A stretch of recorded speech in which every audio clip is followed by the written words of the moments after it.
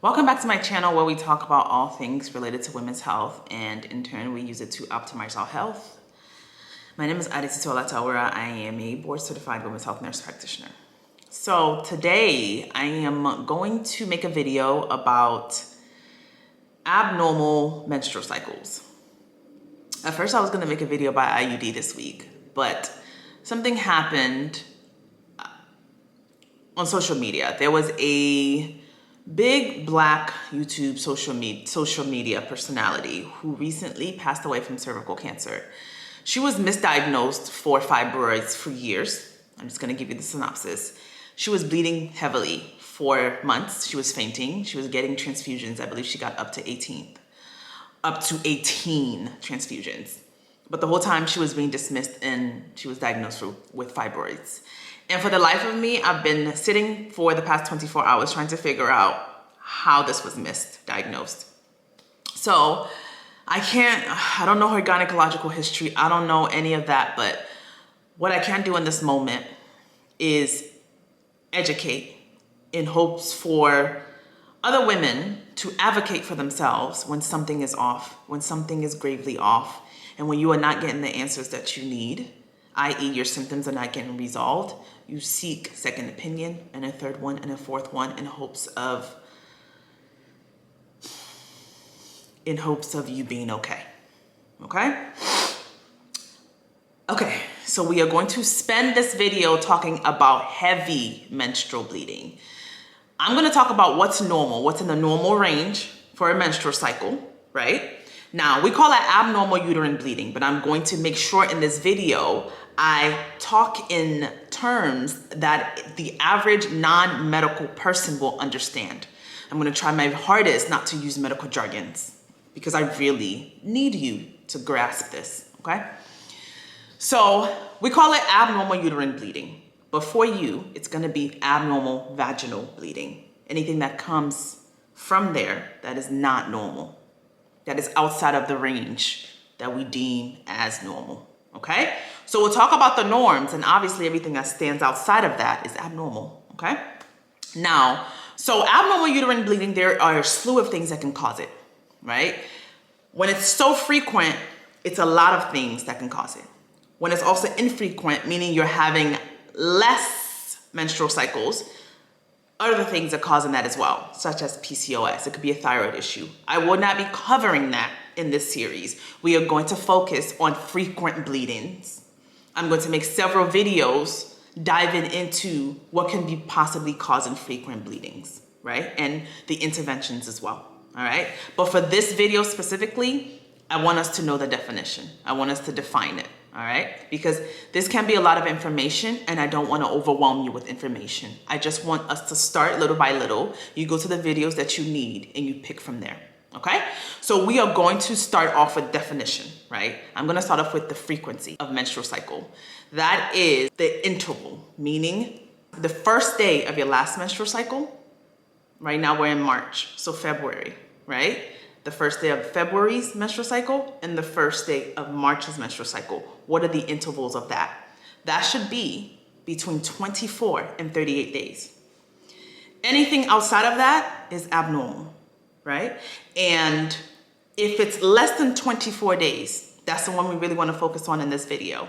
Meaning you are having a period every 3 weeks and 3 days. Because 24 days is essentially 3 weeks, right? And 3 days. So if you notice that every 3 weeks or so, you're having a period, that is abnormal, all right? Whether it is your norm, that is meaning it's been happening since, let's say you had menstrual cycles since you were 12, whether it's your norm or not, the average menstrual cycle is between 24 and 38 days.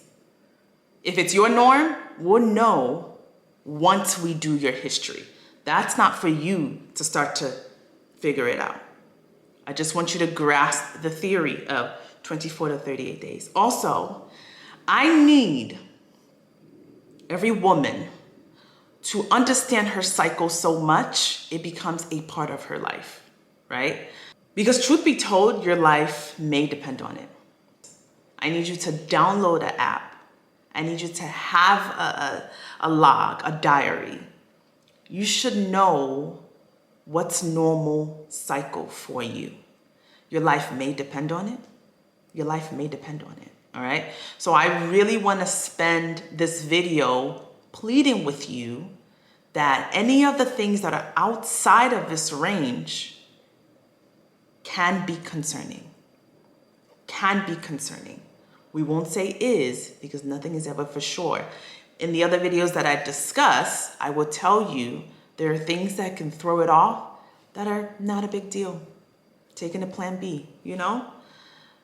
Or that are gravely a big deal. Cervical cancer. Okay. So back to the things that are normal. So 24 to 38 days. Less than 24 days are abnormal. Second, the duration actually of each cycle, right? So your period started January 1st and it ended when? Anything less than 8 days is considered normal. Less than 8 days. More than 8 days is abnormal. 3, volume. Volume is much harder to determine because it's in a pad, it's in a tampon. The only thing that can really do a good job measuring it are menstrual cups. If you think you're having heavy menstrual bleeding, products such as menstrual cups may be best for you because you can actually use it as a measuring tool. I'm gonna use my daughter's milk bottle to tell you what's normal in a cycle, not in one day, in a cycle. So anything less than 80 milliliters is normal. I'm gonna show you this.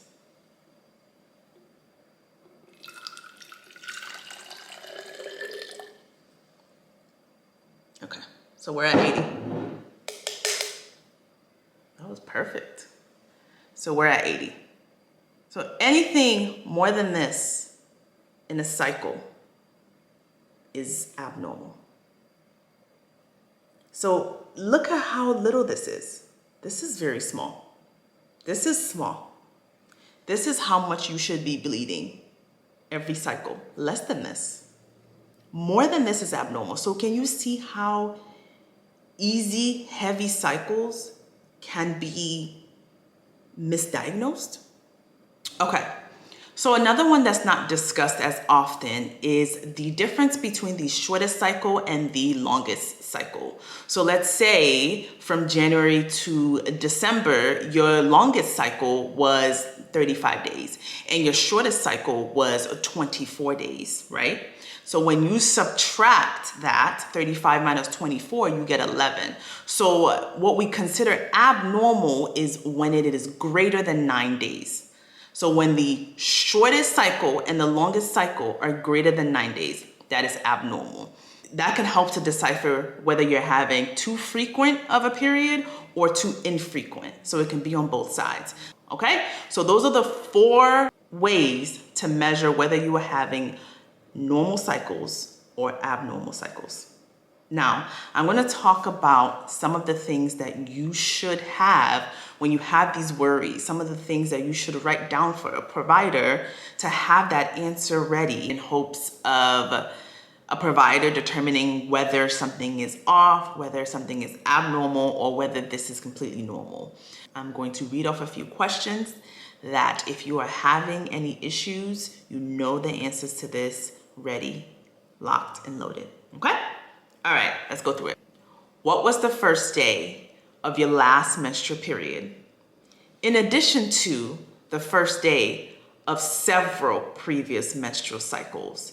In order for a provider to really see what's going on, there has to be a bigger picture.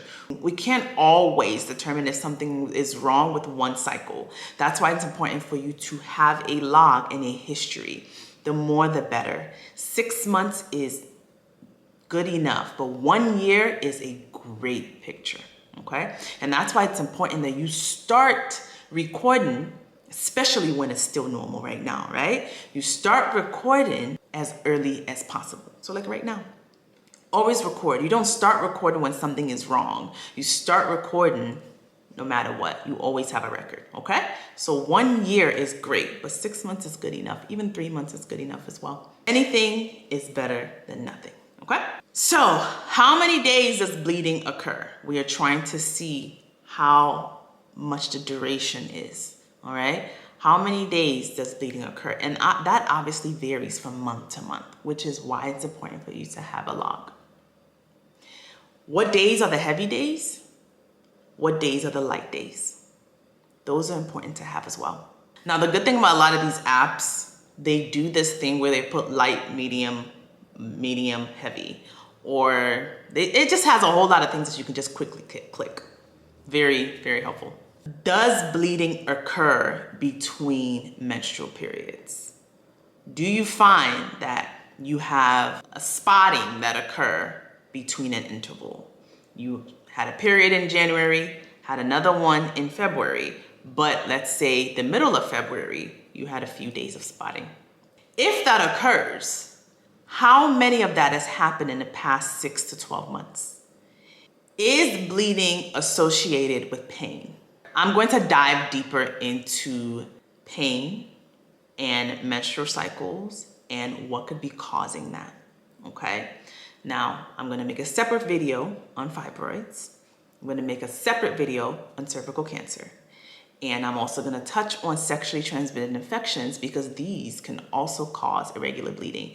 Remember, this video is just simply focusing on defining what's abnormal. We will talk about the reasons later. Next question, how heavy is the bleeding? Are you changing a pad every hour? How often are you changing a pad? Are you changing a pad every 3 hours? Are you changing a tampon every hour? Are you using up to 8 pads in a day? How many pads or menstrual products are you using? Those are very important to have. And if you really can't answer that question, there is something that I think is a general consensus. Is it interfering with your life? Is this heavy bleeding interfering with your life?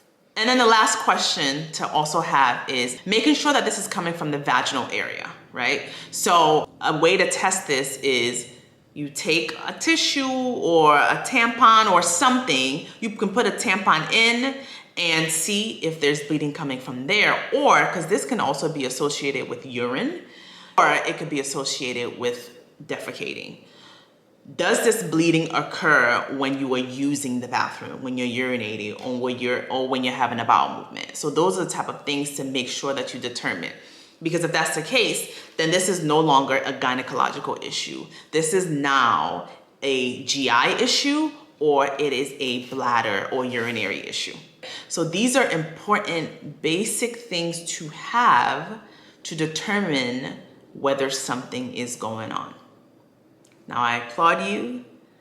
If you haven't already done so, make recording your monthly menstrual cycle your life, because your life may depend on it, okay? Now stay tuned. I will be talking and diving into what could be causing abnormal, frequent bleeding, heavy bleeding. I will be covering that in depth in hopes of helping you understand if something is gravely wrong, okay? As always, thank you so very much for watching. I will see you next time. Bye.